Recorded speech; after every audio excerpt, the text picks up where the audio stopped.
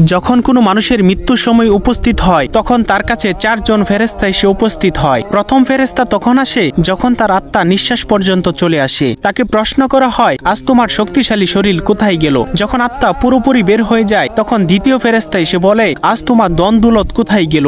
দুনিয়াতে জানিয়ে তুমি গর্ব করিতে। এরপর যখন জানাজা উঠানো হয় তখন তৃতীয় ফেরেশতা এসে বলে, আজ তুমি এমন এক লম্বা সফরে বের হচ্ছ যা এর আগে কখনো করো নাই। আজ তোমাকে এমন এক ঘরে শোয়ানো হবে যেখানে নিঃশ্বাস ফেলানোর জায়গা পর্যন্ত নেই। যখন তাকে কবরে শোয়ানো হবে তখন চতুর্থ ফেরেশতা এসে বলবে, কাল পর্যন্ত তুমি জমিনে চলাচল করেছ, আজ তুমি জমিনের নিচে শুয়ে আছো। কাল তুমি হাসছিলে, আজ তুমি কান্না করছো। কাল পর্যন্ত সবাই তোমার সঙ্গী ছিল, কিন্তু আজ তুমি একা। কোথায় তোমার আদরের স্ত্রী সন্তান যাদের জন্য তুমি মাথার ঘাম পায়ে ফেলে উপার্জন করেছিলে? আজ কেউ তোমার সঙ্গী হবে না একমাত্র আল্লাহ ছাড়া।